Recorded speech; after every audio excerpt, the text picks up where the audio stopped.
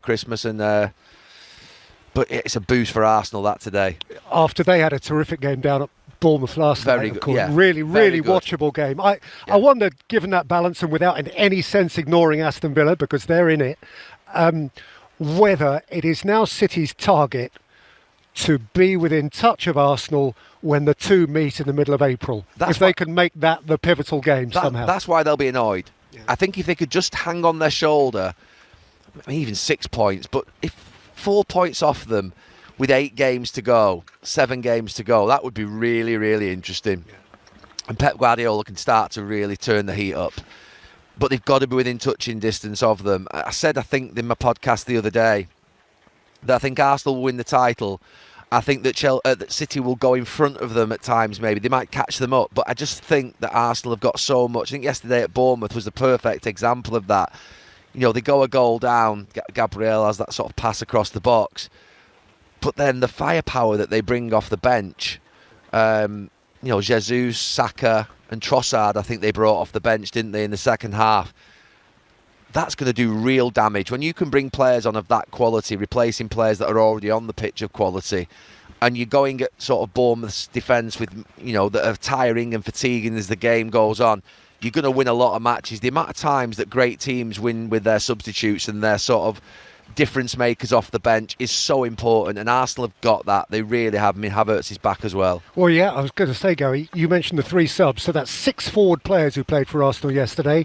Eze didn't get on, and Havertz wasn't even in the playing party. Yeah. I mean, that is formidable strength, isn't it? It is, and that's what they're going to have going down the home straight. They're going to have options, and what Arsenal are going to be able to do, I mean, City can do it as well. You think when Doku comes on the pitch today, you think that he's got that sort of ability to do things. But what Arsenal are going to be able to do is be 1-1, 1-0 down, and be able to throw on 3 or 4 players that are just going to completely transform the game and the momentum of a match.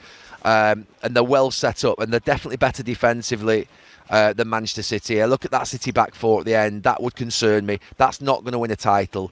So Gvardiol and Diaz, maybe you could get there, but I'm not sure that 4 at the end are going to get anywhere near a title. They're going to concede chances and goals, and you're going to be able to get at them. So that's a big problem. If Diaz and sort of Gvardiol are out for 4 weeks now, what does that do to City? So, yeah, Arsenal look like they've really invested well behind that sort of top back 4 that they've got. Timber, Calafiore, Gabriel and Saliba. You've now got Nketiah, you've got Lewis Skelly, you've got Ben White, and the missed one, there's Mosquera. So you've got basically 2 back 4s. I think the second back 4 of Arsenal is almost as good as the first back 4 of City. That's how good that second back 4 is. So that's a real strong point. It's difficult to see how Arsenal can't really do it from here with the power that they've got and the strength and the sort of reinforcements. On Aston Villa, who we have to mention, they're level on points with Manchester City. And I'm hearing every time a pundits ask, are Aston Villa in the title race? And the answer generally is kind of no. And I sense actually the Villa fans quite like that. They're happy with that. They understand where they're at.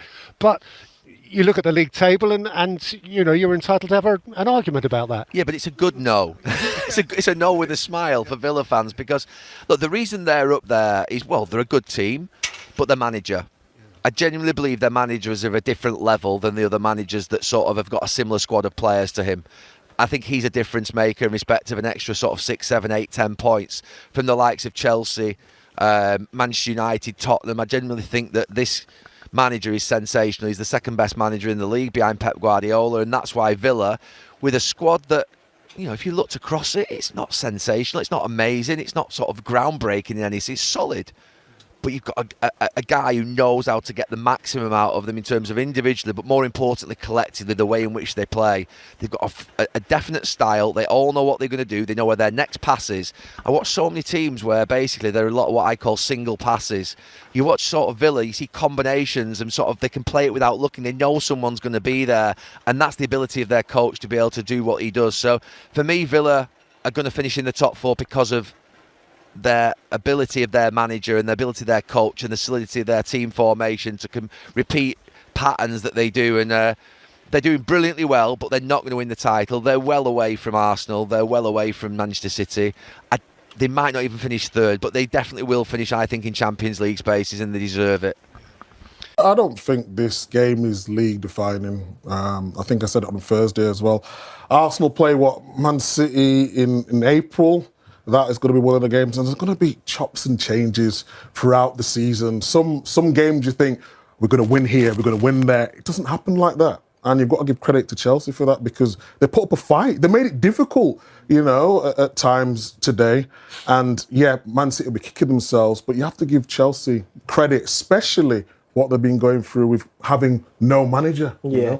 And they're building momentum and building a lot more confidence within the group, and they've added to that. Eze is one of them. But they have a lot more belief as a team now, as a squad. Like they've suffered injuries in positions that we've all questioned and thought that it would derail them. It hasn't. So that just breeds confidence. And when you're part of a group and you all believe in each other, then it only can lead to positive things, and they're doing that, and they're not getting carried away because they've been in this situation before where the outcome hasn't been winning the league, and you learn from them. I think also they've got a real key player coming back in Havertz. Havertz. I think Havertz will have a big say in that running. He'll be fit, he'll be 100% fit, and he'll be used. Yeah, they'll need to recycle, because obviously the Champions League will have if they get knocked out of the Champions League, I'd have them winning the Premier League.